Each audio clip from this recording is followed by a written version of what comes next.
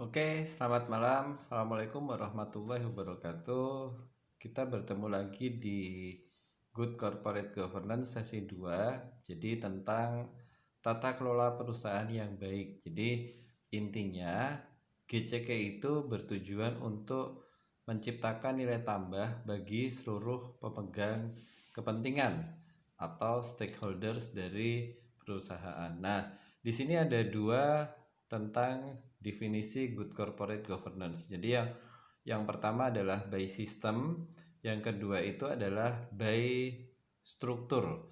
Jadi di by system mengatur bagaimana korporasi diarahkan dan dikendalikan untuk meningkatkan kemakmuran bisnis secara accountable untuk mewujudkan nilai pemegang saham dalam jangka panjang dengan tidak mengabaikan kepentingan stakeholder lainnya. Nah, ketika by struktur memberikan kejelasan fungsi, hak, kewajiban, dan tanggung jawab antara pihak-pihak yang berkepentingan atas korporasi, mencakup proses kontrol internal dan eksternal yang efektif serta menciptakan keseimbangan internal atau antar organ perusahaan dan keseimbangan eksternal atau antar stakeholders. Jadi ini diadaptasi dari OECD. Nah, good corporate governance and simple terms. Jadi intinya adalah doing the right thing and doing the thing right. Jadi melakukan hal yang benar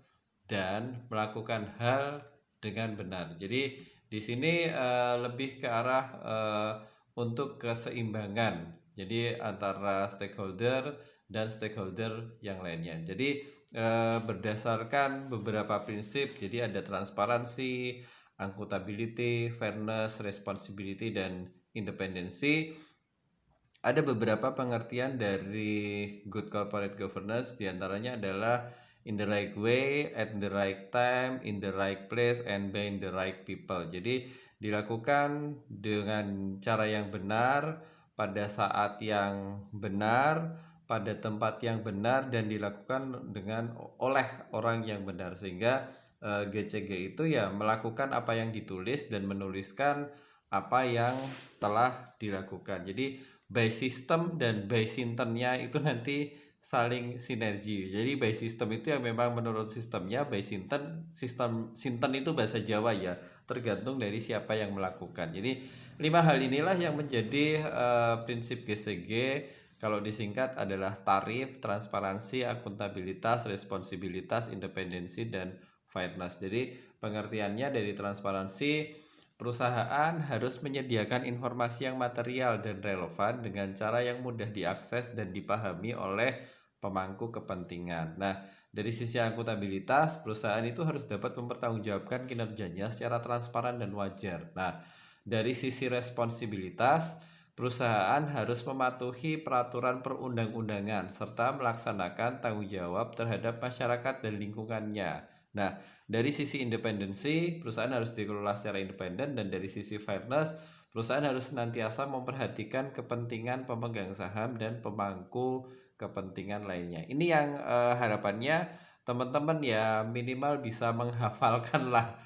Jadi tarif ini apa sih? Ya, jadi transparansi, akuntabilitas, responsibilitas, independensi, dan fairness. Karena nanti tinggal tergantung diterapkan di mana. Nah, ada beberapa parameter implementasi GCG. Jadi diantaranya adalah compliance atau kepatuhan. Jadi parameter yang pertama ini terkait dengan sejauh mana perusahaan telah mematuhi aturan-aturan yang ada dalam memenuhi prinsip-prinsip GCG. Nah, parameter yang kedua adalah conformance atau kesesuaian dan kelengkapan. Jadi, di mana sejauh mana perusahaan telah berperilaku sesuai dengan aspek yang menjadi prinsip GCG dan kelengkapan perangkat dalam memenuhi kebutuhan implementasi GCG. Nah, dari sisi performance atau unjuk kerja, parameternya meliputi sejauh mana sih perusahaan telah menampilkan bukti atau evidence yang menunjukkan bahwa perusahaan telah mendapatkan manfaat yang nyata dari penerapan prinsip GCG di dalam perusahaan. Nah, ada beberapa peraturan dan kelembagaan GCG di Indonesia. Jadi ada beberapa, diantaranya adalah komitmen GCG dengan pemerintah dan Bank Indonesia. Jadi ada Komite Nasional tentang Kebijakan Corporate Governance. Jadi melalui keputusan Menko Equin ini nanti silahkan dibaca sendiri ya. Jadi intinya ada semacam kebijakan pembentukan Komite Nasional Kebijakan dengan SK dari Menko Bidang Perekonomian. Jadi pada tahun 2004 ada subkomite publik dan subkomite korporasi. Ada beberapa surat, SK Ketua Bapepam, keputusan Menteri BUMN, SK BUMN. Jadi ada beberapa komitmen. Jadi intinya terdiri dari pemerintah dan juga Bank Indonesia. Jadi Bank Indonesia memang salah satu yang sangat komitmen. Jadi mereka punya kayak semacam aturan khusus. Jadi segala sesuatu itu ada aturannya, ada sistemnya.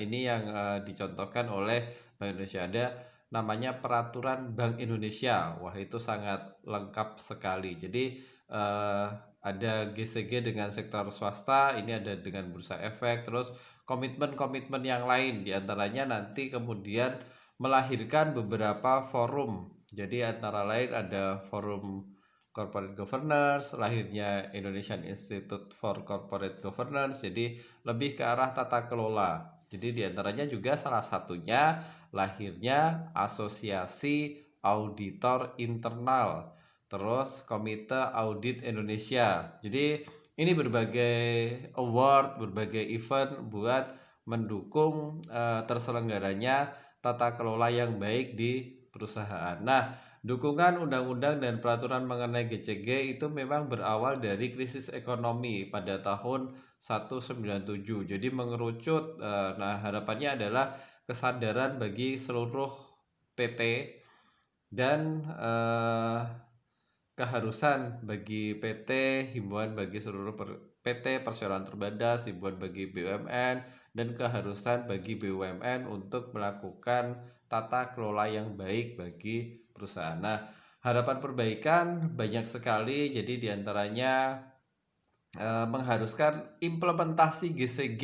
Jadi bagi perusahaan negara maupun perusahaan swasta. Jadi ada beberapa hal yang memang fokusnya adalah ini tidak sekedar wacana, tetapi harus ada implementasi. Jadi dan ketika implementasinya rendah, maka perlu dipertimbangkan untuk menyusun mekanisme yang dapat memaksa badan usaha milik daerah untuk mengimplementasikan GCG, misalnya undang-undang yang mengatur BUMD. Jadi ada beberapa harapan, jadi ada sosialisasi, penerapan, ada corporate culture. Nah, dari sini digambarkan dalam sebuah matrik. Jadi yang pertama ada pedoman umum, terus ada hukum dan peraturan yang berlaku, ada visi, misi, sasaran korporasi, terus ada corporate industry. Jadi ada best practice-nya, terus ada